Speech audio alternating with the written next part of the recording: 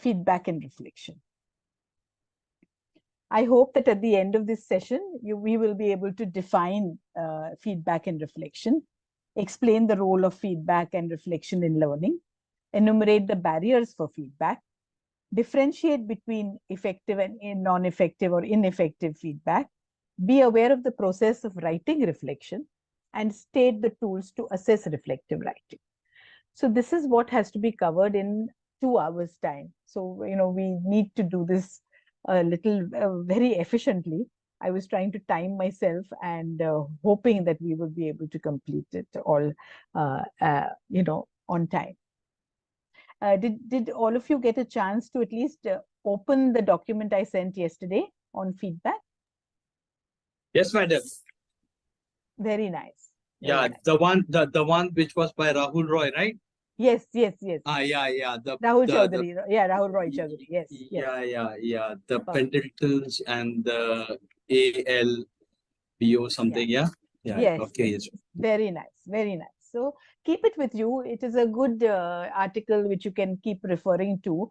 And, as part of the assignment, next week you have the assignment day, and we will give you about 8 to 10 days to complete the assignment. So don't worry. Don't get worried. That is what we will be doing. And, all these references that we are giving you will help you. The whole assignment will be an open book assignment. You don't have to mug up anything, learn up anything, but you would have to critically analyze a few things that we may ask you to do. Okay. So this is about the assignment next that will be thrown open next week. We may just give you the assignment a little earlier also. Let us see how it goes. Okay. So in medical education, the definition of feedback is a process whereby learners obtain information about their work in order to appreciate the similarities and differences between the appropriate standards for any given work and the qualities of the work itself, in order to generate improved work. So, the definition of feedback in the grammatically in the English language is different. But as far as the medical education, this is what is written by Baud et al.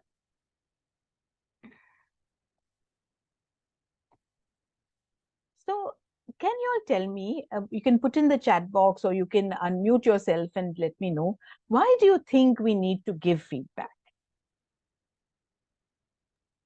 To know what is going the right way and Yes. to find out the areas where there is room for improvement.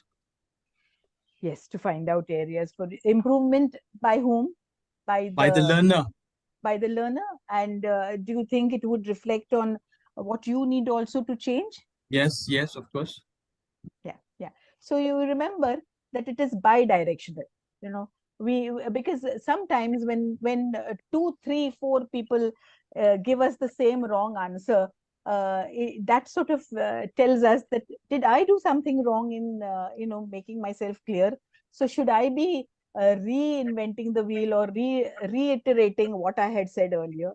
So it also is for the teacher, because it gives you an insight. It goes both ways. Thank you, Ismail, for that. Anyone else? Madam, to improve the teaching learning methods. To improve the teaching learning method. Yes. What else? To know the quality of standard, to know the quality and the standard of the teacher and also the learner. This gives us betterment in the education process and also in examinations. Right. It tells you about the quality. Yes. Ma'am, it is supposed to be given to make them learn. Say, if we do not give them feedback, they will never know where they are faltering. If we give them feedback, we make them learn that aspect. Correct. So correct. It enhances the learning, ma'am. Enhancing the learning. Very nice. Thank you. Imami, you have your hand up. Hello, ma'am. Yes, tell me. With the feedback, we can correct the mistakes and also reinforce the good performance for our trainees. And Yes. it eventually lead to competence of learning for us. Yes, yes, yes. Perfect, perfect. Thank you for that. Thank you.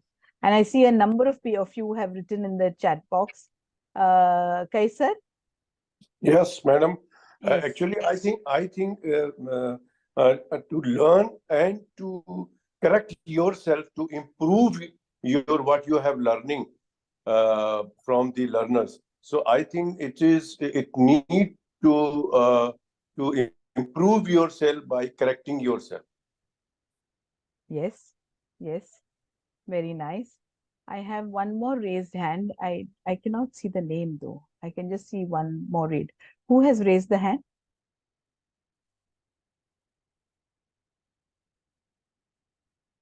Okay, yeah, it's gone. So good. Thank you so much. I don't think I need to take this session at all. So sorry. So why do we need to learn? There is also Walaikum evidence. salam. Yes. Who wants to talk? Does someone want to talk? Yes. I think Dr. Kaisar talked, right? Yeah. Okay. Thank you. So there is evidence in medical education, mainly also in the clinical performances, when there was a positive feedback, there was improvement in the students' learning and the performance. And when combined with educational interventions, feedback had a positive effect in 106 of the 132 studies that were carried out.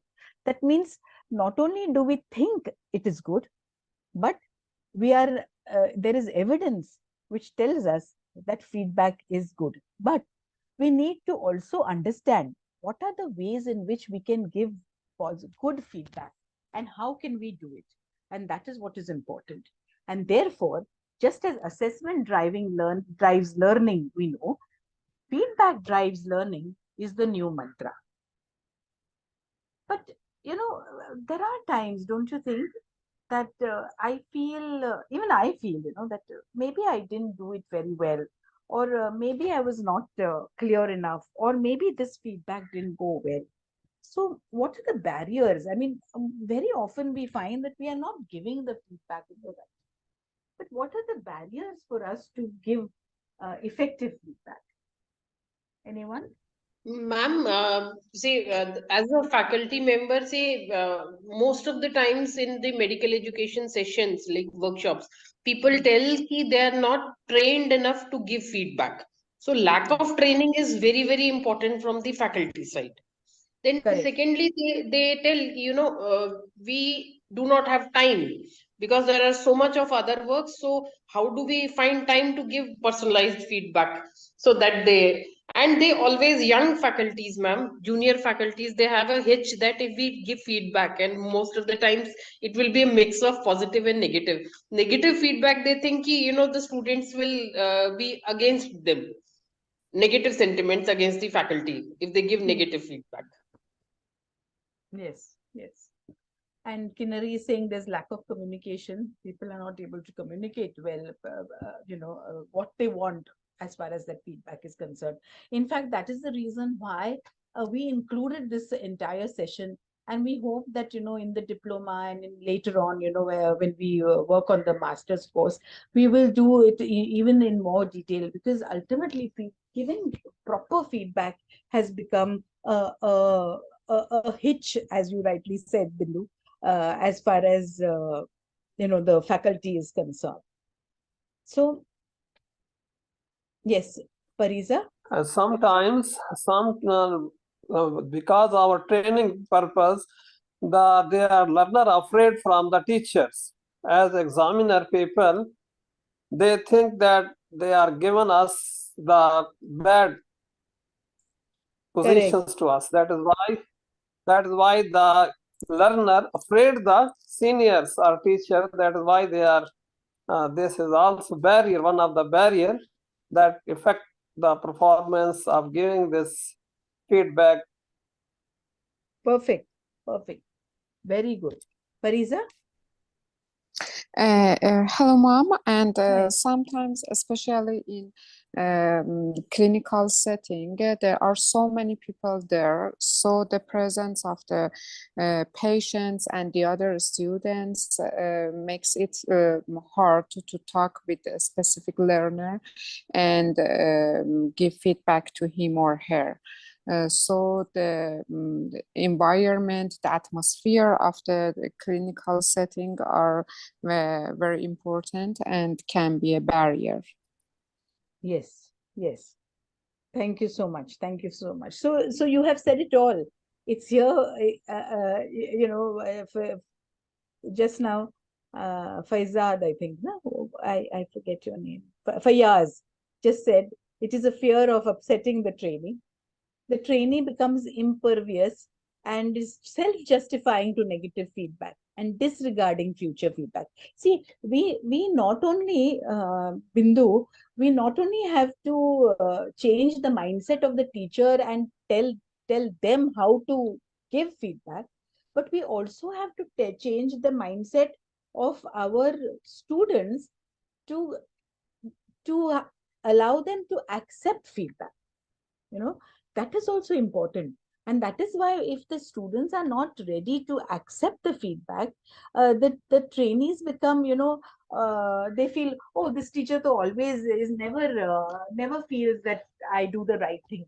She's always trying to find fault with me. And I'm not going to pay attention to what is happening. So they keep disregarding the feedback because they're not told or taught how to accept the feedback also. That is one aspect. Madam, this is the purpose is bilateral actually. Yeah. Both the feedback from the teacher, examiners, and also learner. If they agree this can be betterment for the teacher as well as the learner also. Yes. That is the reason why we have to make arrangement to teach the students also to accept the feedback. Accept the people also, because we are not accept to each other actually. When we are accepting to each other, the field will be clear to both the teacher and as well as the learner. That is why on the both sides, we are effective on the teacher side as well as the learner side. As we are going, we created many methods, but our level is going down to down. But this is up to me, but also improvement is also coming day by day. Also new methods and the well things. Accepted, Fayaz. Yes, very true. And a too generalized feedback is provided that did not relate it to specific facts or observation. 1 minute, I'm so sorry. Someone at the door.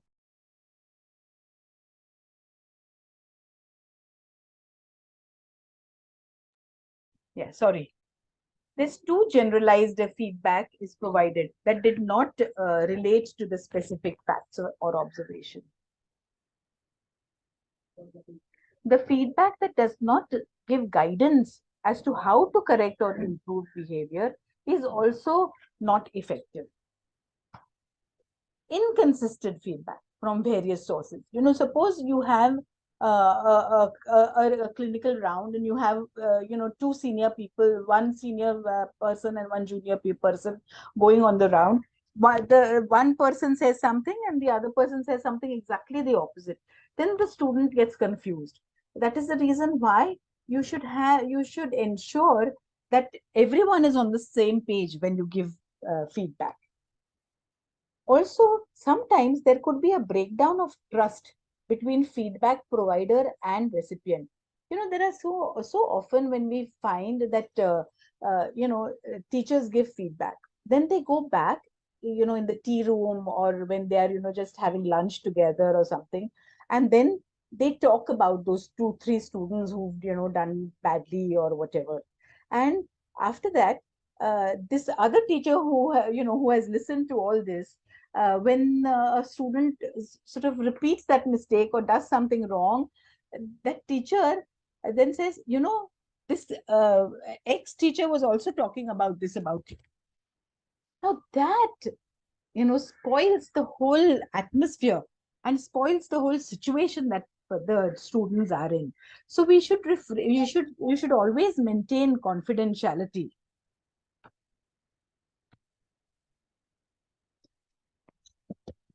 Gender, age, educational or cultural differences between the giver and receiver of feedback are also an important issue.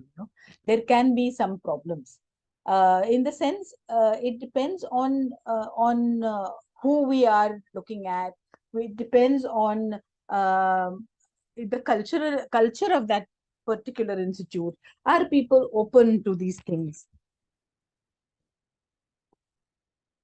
Trainers, teachers have authoritative roles, whereas learners are often independent, subordinate roles, and usually work in a unit of fixed periods of time. And that is the problem. We feel this is the time you have to give feedback, and that is all. And that can be a problem again. A trainer may be subconsciously influenced by dynamics, which may act as a blind spot in providing honest and fair feedback. Because you're always thinking of what else to do, what next. So how and when are we giving feedback? One is brief and immediate. It could be on the run, during routine clinical practice. It could be formal and scheduled, like mid of ward posting, during workplace-based assessments, performance appraisal, etc. It could be major and summative at the end of posting or of the course.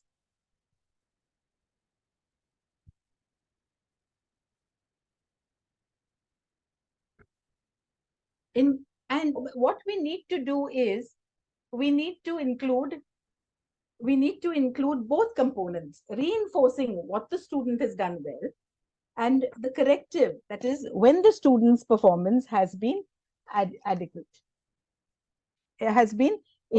So we need to, these are all the aspects. I'm just talking about when and how, and it could be formal, it could be informal. So there are so many aspects that we need to look at.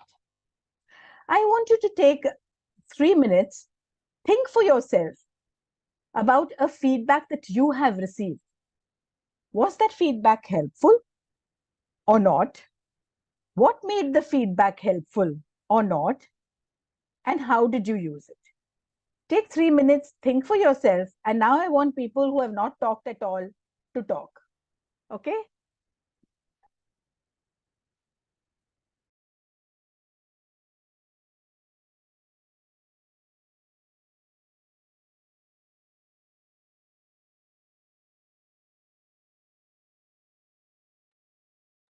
Anyone ready to report out?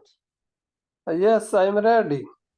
The feedback is helpful for both of the learners as well as the teacher, because in this, the topics come of the respect of each other as the teacher and the learner also. That is why it helps in the improvement No. of the What both. I want you to tell me is, talk about when have you received a feedback?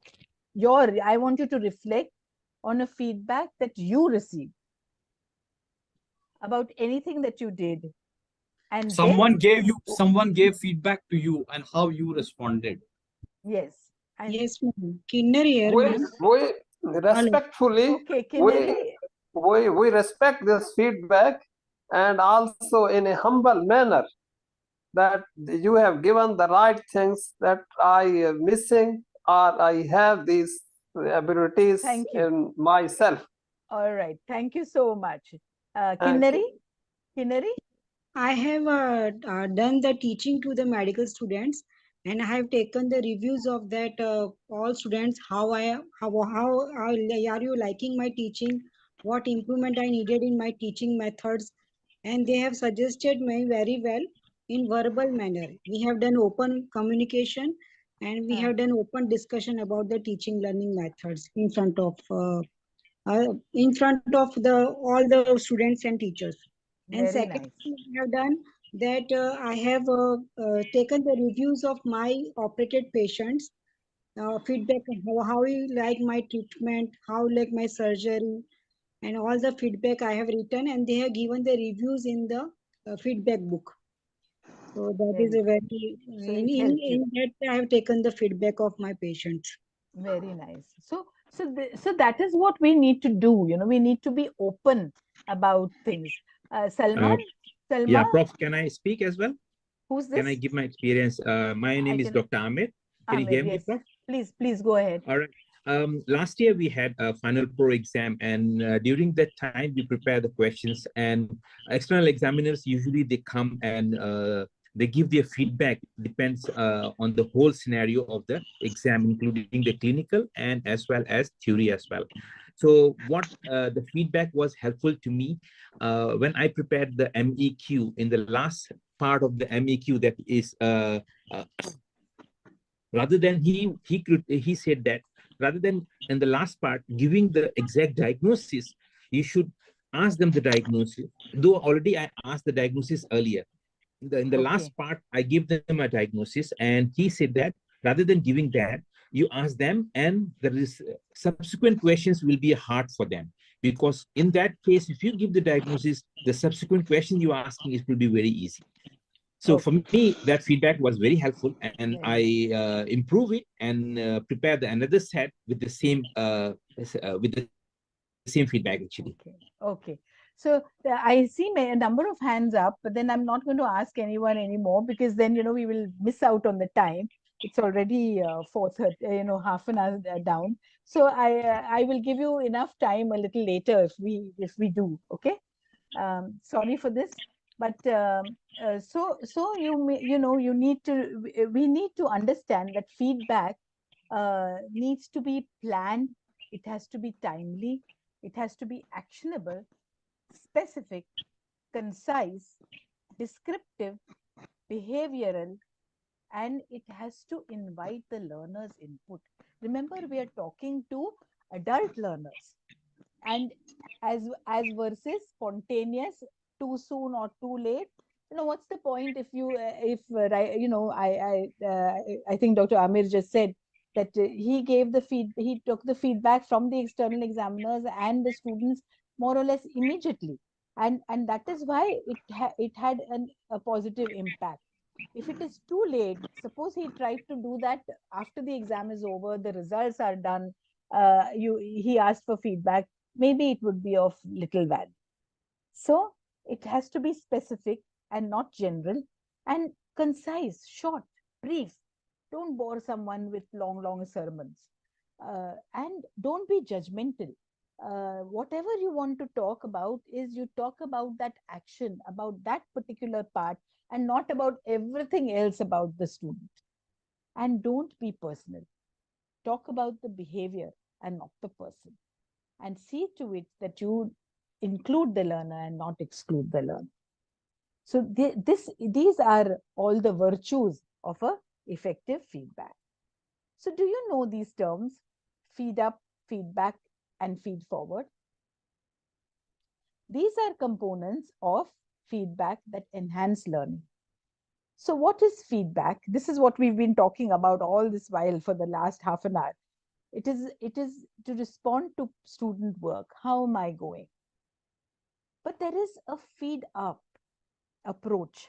That is what we have to learn to do. We must clarify the goal to find out, where am I going? What is it that I'm doing?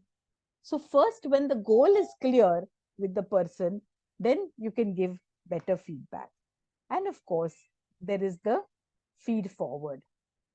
What is feed forward? When you will modify the instruction and decide where to go next. There are many aspects as far as feedback is concerned, and it works at 4 levels. One is self-regulation. You find out when whatever you are doing, whether you are able to do something or not.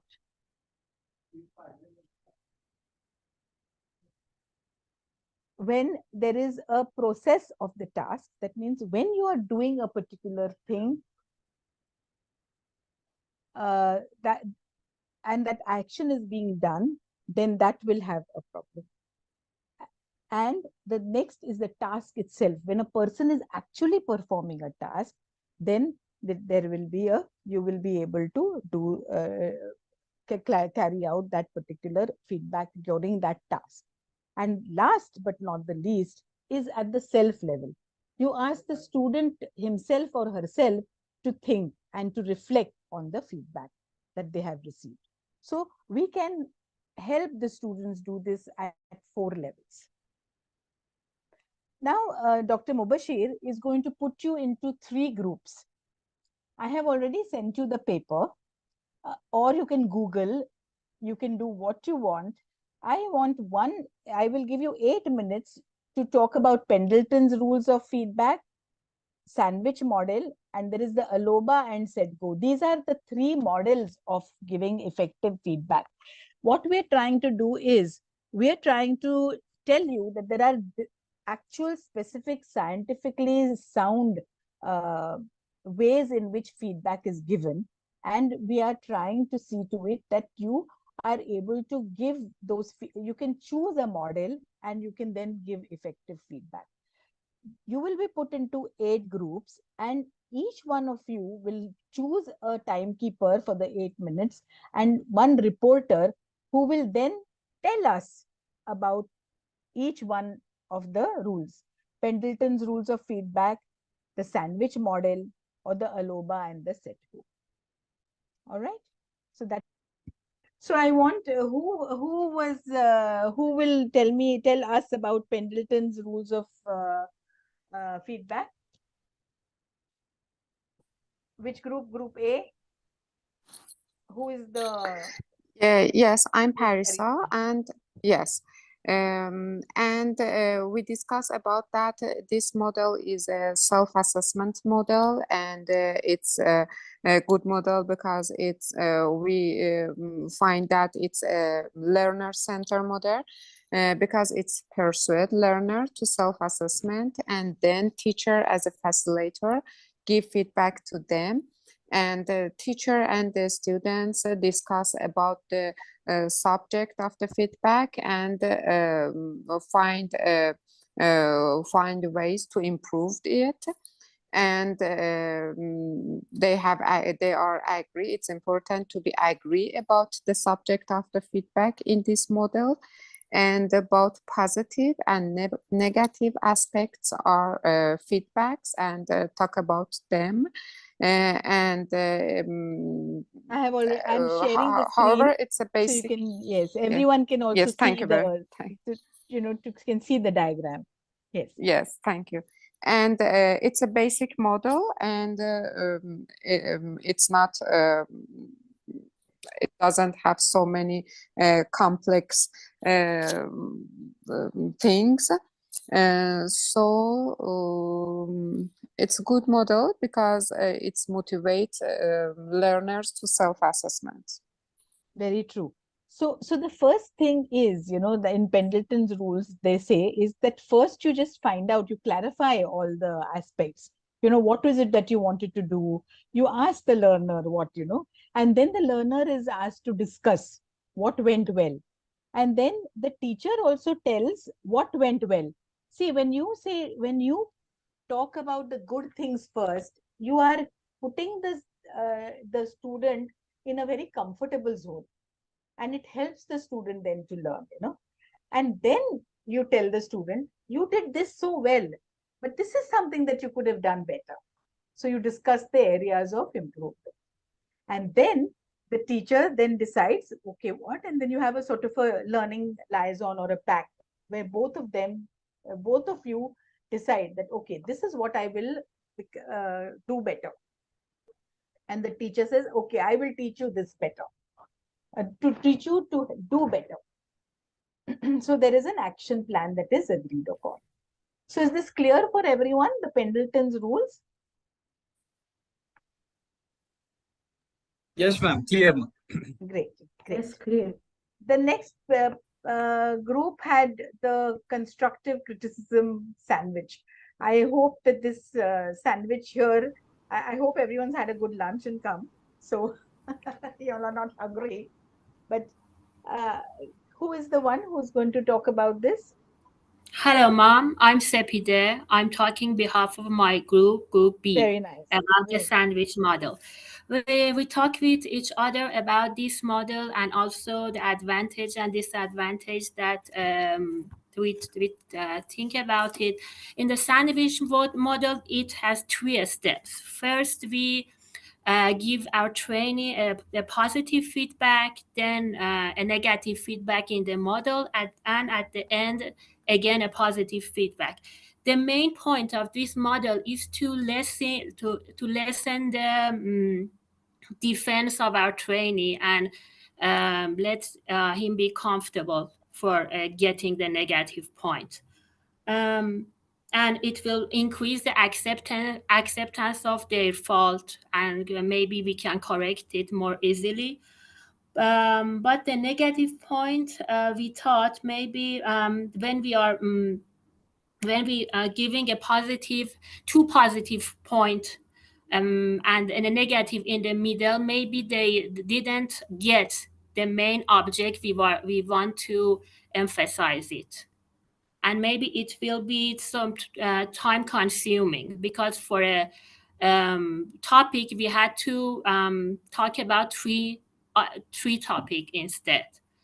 But the positive point is that it's easy to use, and it's very easy to use and not very technically difficult for any trainer to give its trainee this model. Very nice. Yes. Perfect. So this is also similar to Pendleton, where you first give the positive, then you give the praise, then you give the compliments, you sort of do something, then you give the criticism. And then, but in this case, you give the criticism as a third part, and here there is a lot of more emphasis on the positive, the sandwich model. So thank you for doing that. A round of applause, a clap from me. Now comes the Aloba. Group 3. Group C? Madam Ismail here. Okay, Ismail, go ahead. Okay, Madam, first of all, your paper was very good, and it basically helped us in coming to some important points. When we look at the Pendleton's method, there were certain disadvantages that were identified by Silverman. And these were taken into account by devising Aloba's approach. And in Aloba's approach, firstly, the learner basically has to identify that he needs help. And after that, the discussion goes where there is a partnership between the learner and the tutor, where goals are identified and how they need to work in achieving these goals. Okay. And here now, some of the aspects of the sandwich theory also come in. The facilitators praises them and then comes up with some important tasks that the learner needs to do. And then there are strategies like rehearsing. So here, basically, there is self-assessment and self-problem solving that later on leads to the set-go principle. And the set-go principle, basically acknowledges the learner and to reflect on what went right, what did go wrong, and how they need to move forwards. So that is in short on how this particular Aloba's principle and set-go is. So generally, Aloba and set-go go hand in hand. Yes, right. That's right. That's what Chaudhary says, and that is how it works well. Thank you so much. Very well done, everyone. I want all of you to pay attention to these models, because as a part of an assignment, I'm already telling you this, that we may just ask you to, all of you, are there vacations going on in your respective countries, or are you at work, everyone? No, at work. Holiday only one day.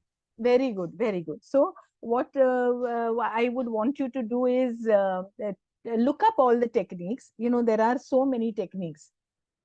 There's a sandwich, there's a Pendleton, there's Aloba, set-go. There is also DESC, there is Chicago, there's Kostiv, there's SCOPME, there's 6 steps. So if you were to Google ways in which you can do feedback, you will find hundreds of them, you know.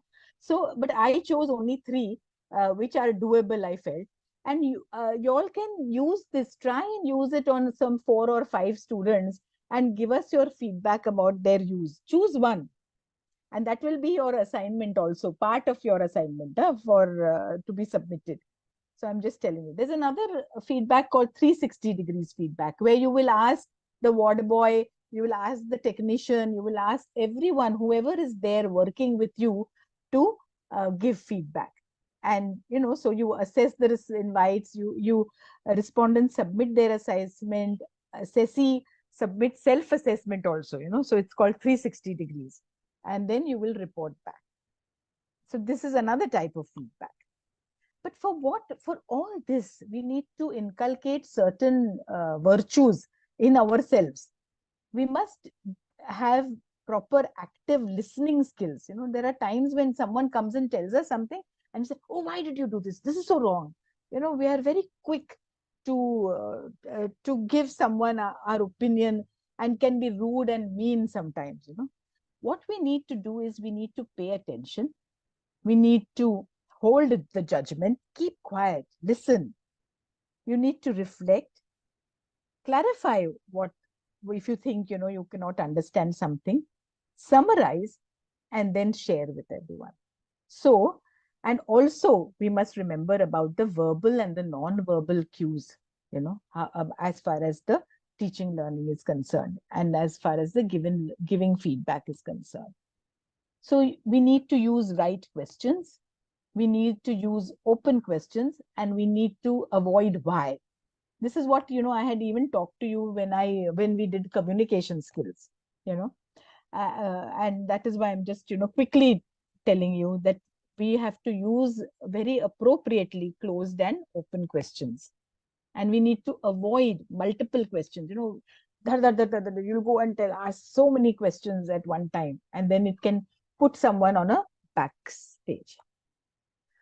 So how can we become competent educators by soliciting feedback on the feedback given, and by reflective practices, which leads us to the second component of our session today, and that is reflections.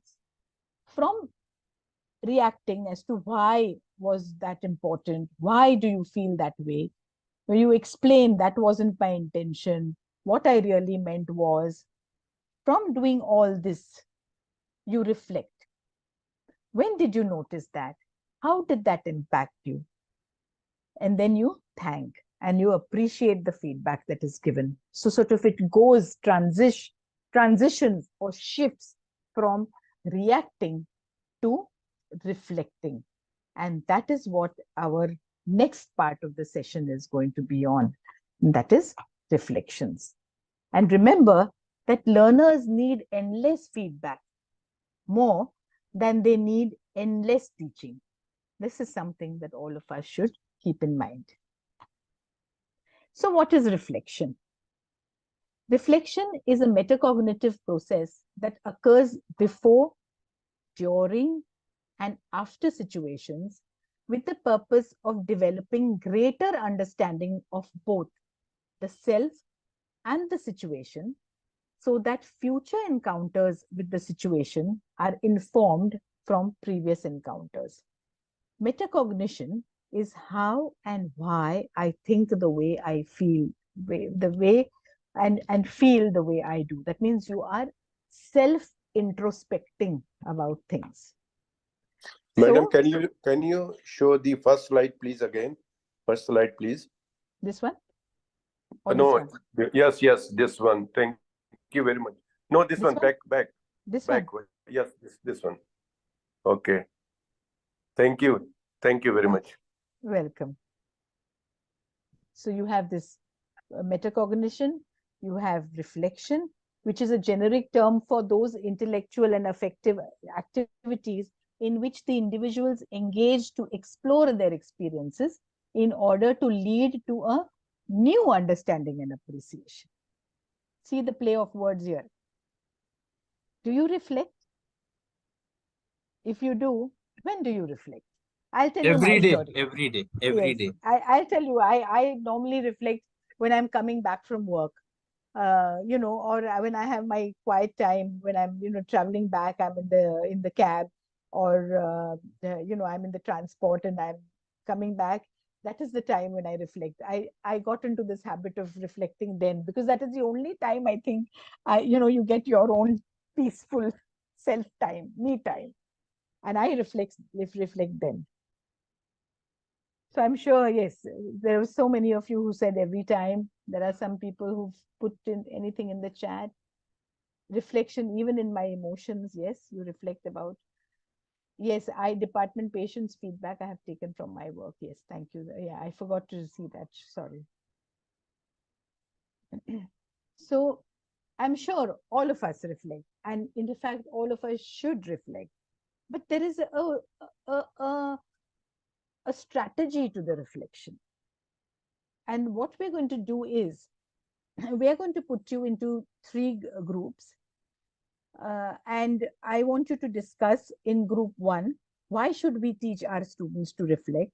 Can you please take a photograph of this? What learning experience will you provide to your students so that they will learn to reflect? What are the skills required to teach reflective writing?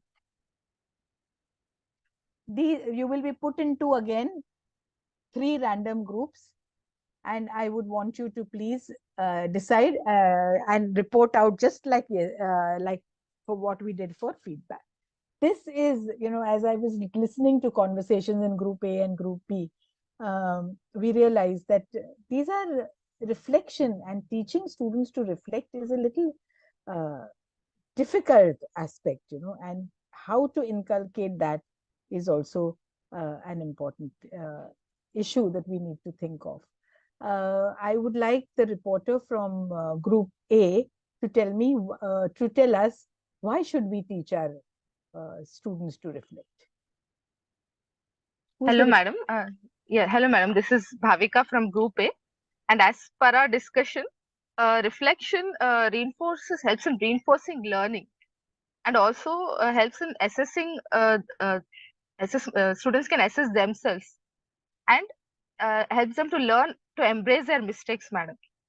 And helps in their personal growth as well, and helps to improve their effective cognitive and psychomotor learning as well, because if they reflect upon what they have done, and they can improve on it at the later stage, and when such similar situation occurs, they'll perform it in a better way. They'll show an improvement in that. And yes, good reflection good reflection will help to change their strategy or the planning on further learning, how to go about further. And it also helps to strengthen the learner academically as well as at the social level, and provides an encouragement to keep learning. Very and nice. To develop critical analysis abilities. They develop the ability to critically analyze any topic. Yes. And from teachers' point of view also, we can improve our teaching sessions if we reflect upon what had been done and all. Correct. Perfect. Yes. Perfect. Yes. Thank you very much. Would anyone else like to add anything? Madam, can I add something? Yes, I am from Group C. Madam, I think, you know, one of the important aspects for anyone is self-awareness. Yes. And, you know, I think that by reflecting, you are going to broaden that aspect of self-awareness. It might make you realize certain things which were basically causing obstacles or roadblocks in your progress. So I think when you reflect, you know, then you realize, oh, I never thought about this. And this is how I should have done. Yeah. And sometimes, you know, when you reflect with someone, that also helps. Yeah, right. So, of course. Yeah. You know, so suppose you reflect with your best friend, with someone whom you can, you know, share your secrets with. Suppose you are uneasy about some procedure that you did and you're not sure whether you did it, you know, in the right way. You can always reflect with someone and who can, guide you and help you. You can reflect with your mentor also. That So that there is are where so peer many. that is where peer teaching and peer Yes. learning comes into picture. Yes, yes. So I had Madam, to just answer. Yes, tell me. Madam, it help in the improvement of the teaching on the both sides, as a teacher and the learner also. This is Yes. important to reflect something, what is happening and what is the result will be. To Very true. improvement all, both Perfect. sides. Perfect. So John Dewey Thank rightly you. said, Thank we you. do not learn from experience. We learn from reflecting on the experience. And that is what John Dewey said. And he went on then to give us so many aspects, and then he said to understand the actions or reactions to the experience, we need to develop new knowledge and skills and then apply them. So this is reflection for learning. To identify learning needs, mistakes, skills, and strength, to develop deep learning, to inculcate self-directed learning habits, and to develop options and actions for change and future success. That is what we need to do. So then this is Kolb's experiential learning cycle. I think all of us who are in medical education have seen this before, but I thought we must know and reiterate Kolb's cycle once more. And they talk about concrete experience. The first thing that they talk about is concrete experience, doing or having an experience. And on that experience, there is a reflective observation, reviewing or reflecting on the experience. Just give me a minute. I'm sorry for doing this, but I just need to.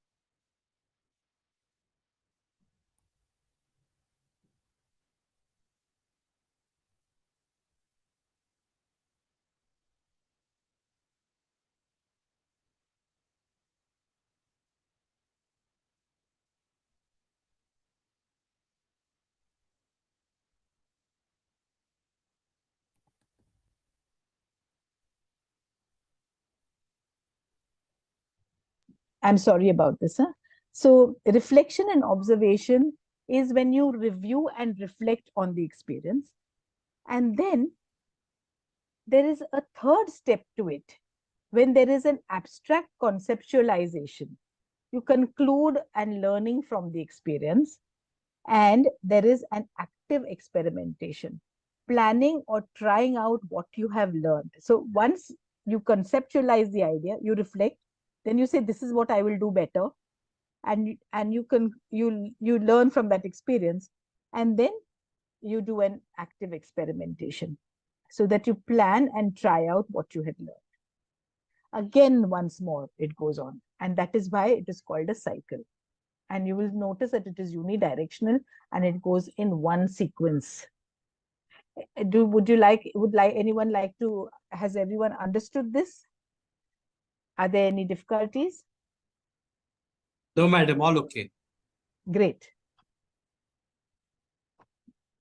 So reflective observation is now what we're talking about. And therefore, we need to have reflection for professional development. Quick decision making, as see, there are times when we have to sort of think on our feet. We need to make decisions very fast. And many times those situations are complex. How will all that happen? How do we do it? It comes from all the mental models which we have got from experience, and that is from those mental models, we're quickly able to visit and select what is it that we did or what we have seen. Have we seen a similar patient like this? I'm a biochemist, so I think, have I seen these values before, or is this looking very odd? So I quickly visit what I have seen before and select, and then go ahead with that. So that is what sort of, in a way, makes me an expert. So each experience brings in knowledge. So it is, what you're doing is your reflection. It is reflection on the action that you're doing. Okay.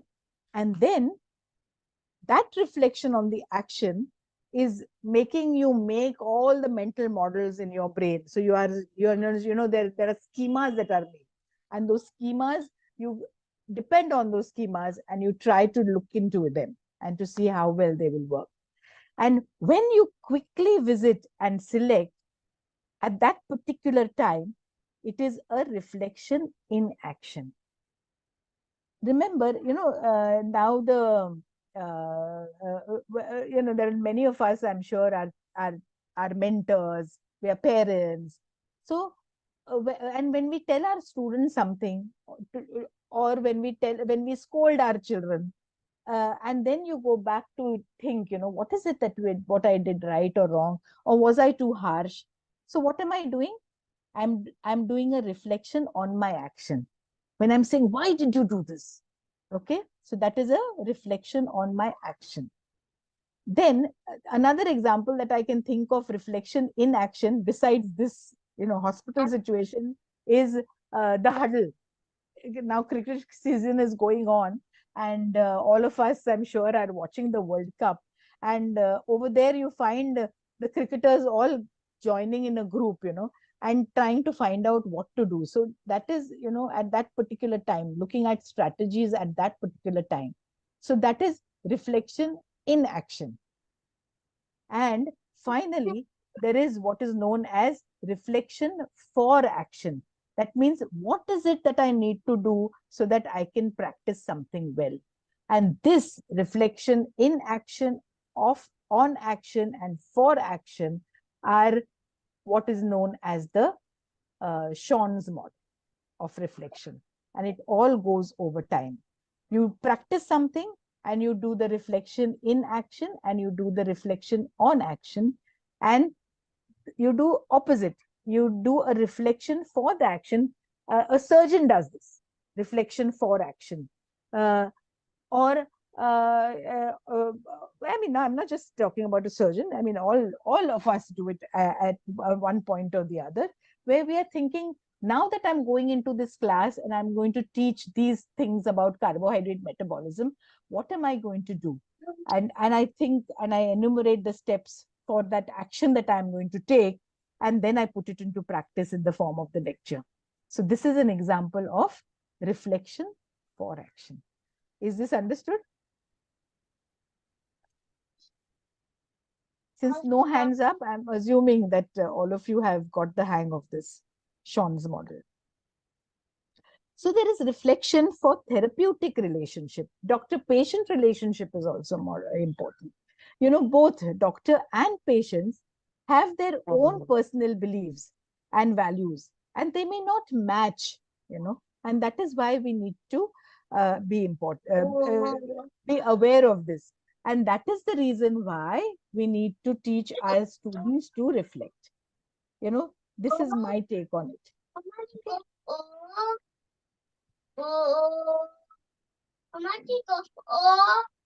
Zara, I think you need to mute yourself.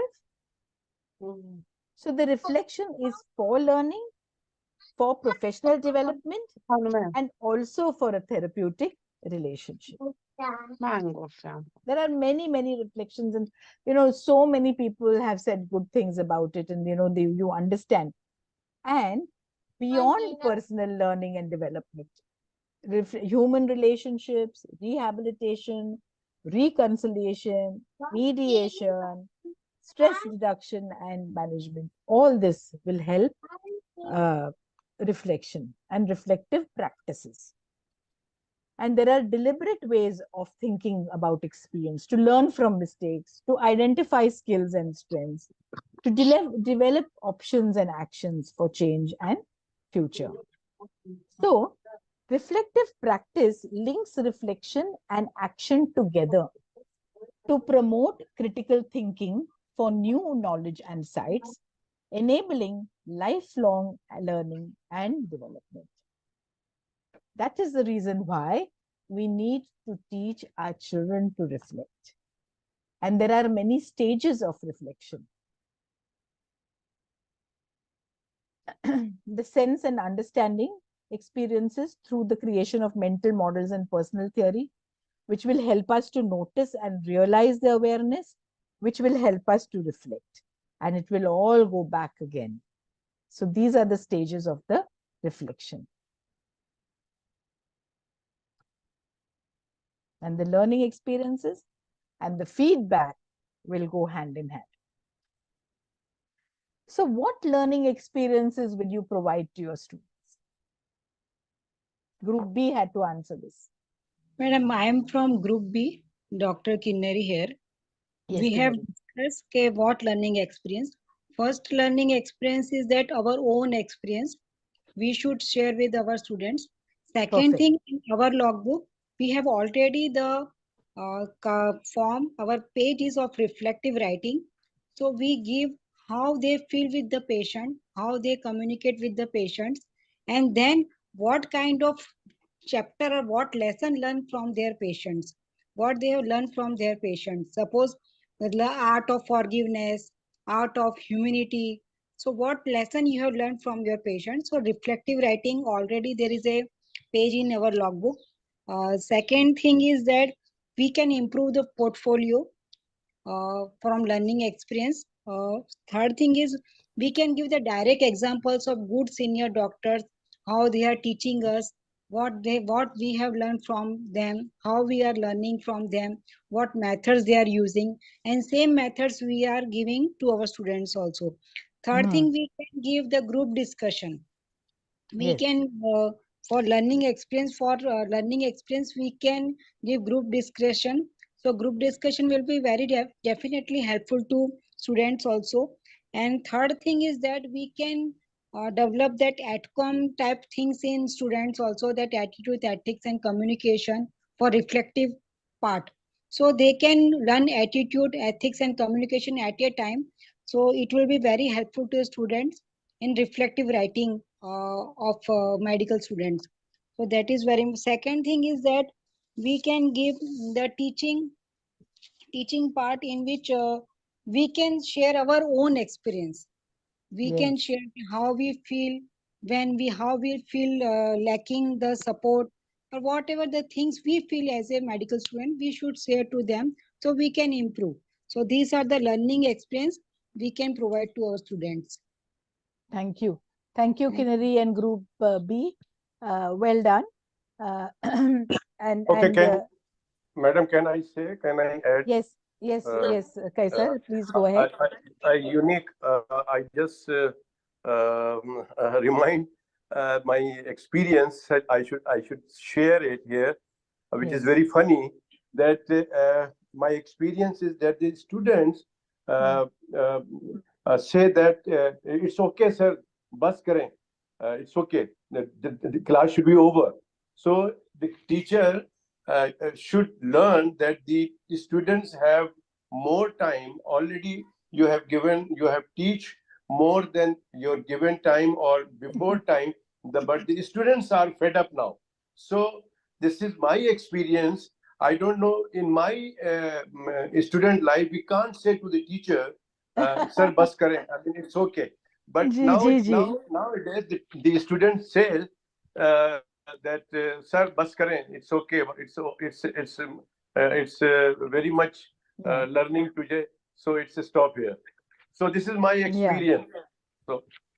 Very true, very true. That happens to all of us, I think, because I think they are maybe it is, we are also, more empathic to our students. We are also more kind. I could also never, remember a time when we could, do this even to our parents. But now my children are saying what they feel to me, and I have learned to take it because I don't feel bad. I mean, that's the way we have brought up our children, to be able to speak their minds. And so the generation is changing, So, but I'm sure if I had said something, what they say to me, to my father, he would have raised his eyebrows and said, "What are you talking?" इतना तो courage कभी था ही नहीं कि कुछ वापस जवाब दे. But अगर कोई भूल से भी हो गई, so my mother, from the kitchen also would be looking. Yes, exactly. ऐसे ही होता है. They are shouting, कि भाई क्या बोल रहे हो? क्या बोल this? रहे हो? This. Yes. Yes. Thank you very much, madam. Yeah. Bindu? Ma'am, we can incorporate cine education. Ma'am, we can have role plays. We can share some newspaper cuttings, ma'am. Some news which is like say circulating in the social media, and we can ask the students to reflect upon. Perfect. So Perfect. these can be additional ways of providing learning experiences to the students to reflect. You know, Correct. they will learn how to write reflections. Thank you. Thank you. So we need to, this is my slide or take on, what that question, to stimulate reflection. As you rightly said, there can be the formal learning experiences. You can have the personal experiences. You can have a ward visit and interaction with patients, field visits, project work, learning gain, and as you rightly said, Bindu, you can have films, you can have newspaper cuttings, and then make people to reflect and to talk about their beliefs and values. So, right, thank you so much. Well done. And of course, there are other tools. You have in the last slide, you have mentioned the semi-final events. I think you must be seminal events. Seminal events. Seminal events. Okay. Yeah. And then there are the verbal encounters, writing, digital media. All of you have said all this. Yes. So we, and you need to do some variations so people are, sort of geared up to reflect. So the choice varies with what the intended outcomes are, and also according to the learner's preferred style. See, remember this, huh? So reflective writing is a practice in which the writer describes a real or imagined scene, event, interaction, passing thought, memory, form, adding a personal reflection on the meaning of the item or incident, thought, feeling, emotion, or situation in his or her life. So that is what, it should not just be, I'll tell you what, it should not just be like, I went for a walk. It should reflect on what the walk meant to you. And that is what is happening. And so there are many frameworks. And as Kinnari was mentioning, we now with the National Medical Commission in India have got many frameworks, where we teach in our logbooks. Our students are now writing reflections. And this is Rolf's minimal model, where we say what happened, so what, and what next. Just a simple model. There is another one, which is the Gibbs cycle, reflective Gibbs cycle, which talks about what happened, description. Then you have to tell the feelings. What were you thinking or feeling? Then you have to evaluate that feeling. Was it a good experience or was it a bad experience? Then you analyze. What sense can you make out of it? Was that experience shades of gray? You felt both good and bad. And why did you feel it? Then you conclude, what else could I have done during that experience or after that experience? And then you have an action plan. If it happened again, what will I do? So this is the reflective cycle by Gibbs in 1988, but it is used by many people to help students to reflect. So during the evaluative process, you can reflect on specific events from different perspectives. When you're writing a reflection, it can be your reflection, your own perspective. It can be a reflection about what your peers or your colleagues thought. It can be from the perspective of your patients. It can be from the perspective of a theoretical literature. Even when we're writing a paper, we are at times when we are discussing, we are reflecting, aren't we not, on the topic? And we are saying, though I feel this, there are some peers who feel that, and the literature also says this. So even so many of our research papers and the discussion in our research papers is a sort of a reflection. That's what I feel. So in eras where I teach now, this is what we've been doing. In their logbook, instead of using the minimal model, we have asked our students, based on these Gibbs, Board, and Driscoll, we have, instead of making it a 7 stages, and instead of making it only 3 stages, we made it into a 5-stage reflection. And we say, what happened? What was I feeling and thinking about the event? What was good and bad about the event? What could I have done differently during that event? And what could I do next? So something very similar as Gibbs, but we have cut down the steps, and it is not as minimal as Rolf. So it goes through these 5 steps, and we give them, in the logbook, then they write down these reflections. So please remember that reflective writing is not a simply a diary of what happened, a collection of thoughts or facts without ideas or thoughts, just telling information. It is not just pure description. It is not straightforward decision or judgment, simple problem solving, or a summary of notes from the class, or a standard university essay. It is not this. It is more about feelings. And there are many challenges for reflection, the opportunities, time. There is also, people are fearful about criticism, perceptions of relevance, organizational climate, positive prior experience. Faculty needs certain skills to help the students to reflect and to assess reflection. See, now in the NMs, in India, the National Medical Commission has asked us to make the students reflect. But the teachers have to find the time to even assess that reflection. So we make them not reflect more than 2 or 3 times, in the logbook. Otherwise, they will just copy from each other. That is what I feel. So what are the skills required to teach reflective writing? Group C.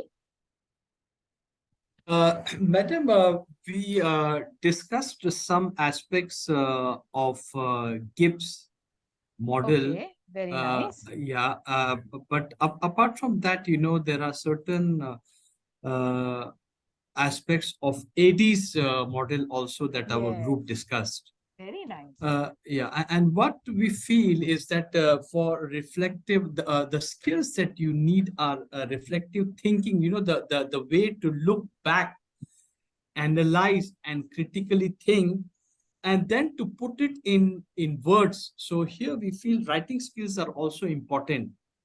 Yes. Yes.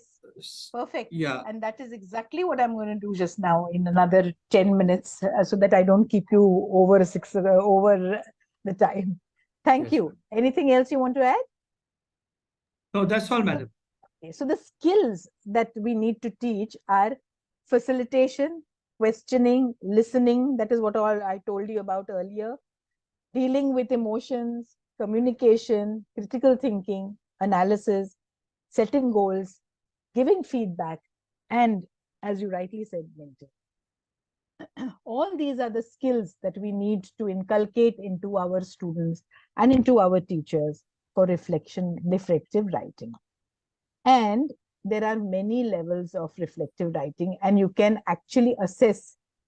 I will just give you, there's one very nice, it's called the PARC. And when we do workshops on reflective writing, I do normally a 3-hour workshop in our institute on reflective writing. And I do this with our students also. And I tell them this, that when you say, I went for a walk last evening, is just level 1. It is descriptive. Can someone read the second line?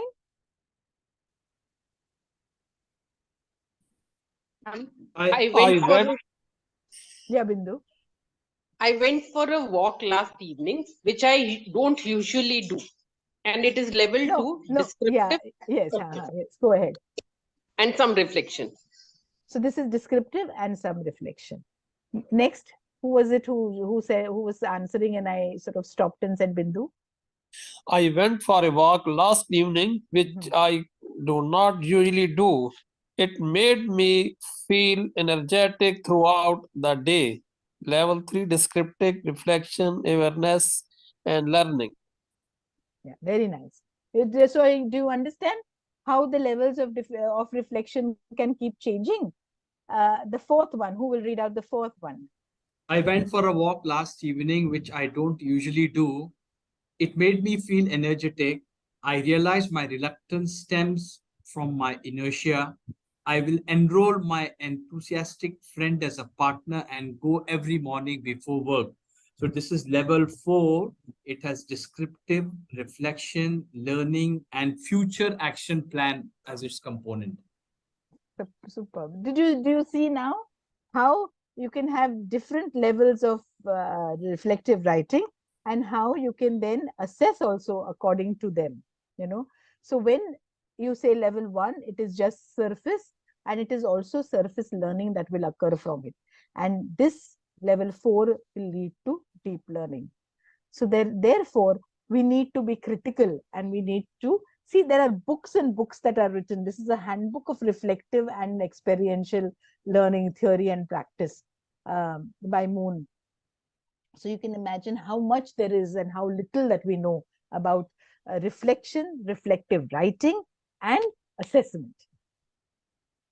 So when it comes to assessing, you can assess, right from grade F to grade A. Grade A is when there is a lot of experience and how you respond.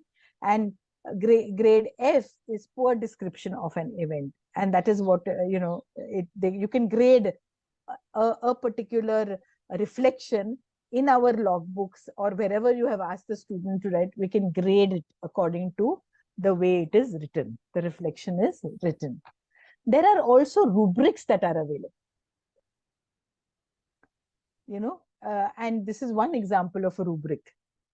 Mechanics, the connection to experience, accuracy, clarity, relevance, depth, breadth, logic, and significance. And then it tells you about which description, and then you can give it level 1, level 2, level 3. And there are many, many instruments that are also available, of self-assessment. You can use this instrument, and then you can assess yourself as far as your reflection is concerned. So what is the take-home message? Reflection is a meaning-making process that moves learners from one experience into the next, each time with a deeper understanding of its relationships with and connections to other experiences and ideas. It is the thread that makes continuity of learning possible. This is what Dewey said, and he was cited by Ware et al. In 2012. So this is the take-home message. I want you to just quickly in the chat box tell me, what did you learn from this session? I hope you had a good time. And of course, I'm ready to answer any questions. I'll stop sharing, and we can just spend, we have 5 minutes before we can end, and I would love to hear your experiences and what you feel. I would like you to reflect and give me a feedback.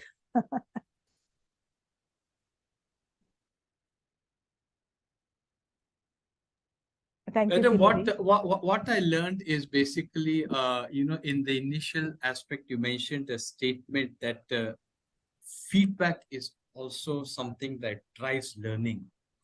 And I think that is a very strong statement, because we always think about assessment. Yes. And one of the components of how you can improve your learning moving forward is reflecting. I think these are two important areas where perhaps we should emphasize more and ensure that our students adapt to them. As somebody mentioned that now we have reached a stage where students say that no need, it's enough. I think the students' mindset also needs to be changed, and they should know that this is also an important component of their learning. Yes, because the only if they learn to reflect will they learn to sort of better themselves. Yeah, thank you. So how to assess reflections? Yes, I really enjoyed the session, especially the difference between feedback and reflect. I shall concentrate more on phrase. Good, good. We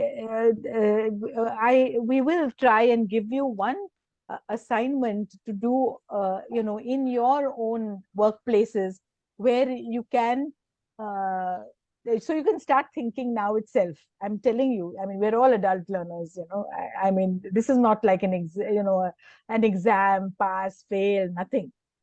The idea of this certificate course is all of us understand the science behind what we do and why we do.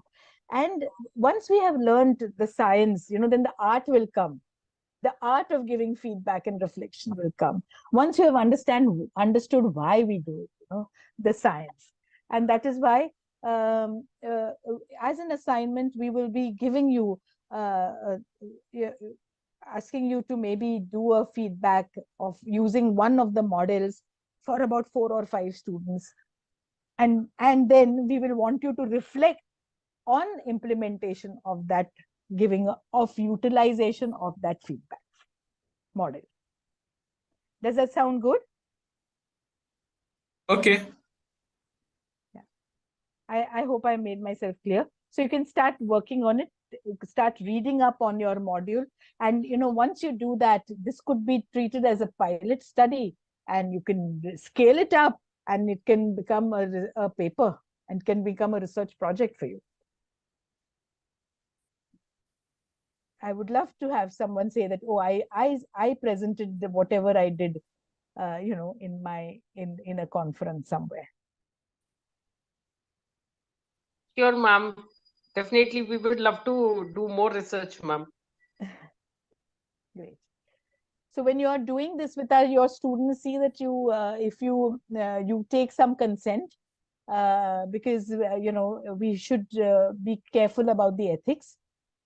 If you are going to say do it as a pilot only for 5 students, see that there is no bias, and that you make it very clear that you're just doing this as a practice session, and we are not doing anything ethically wrong. If you need to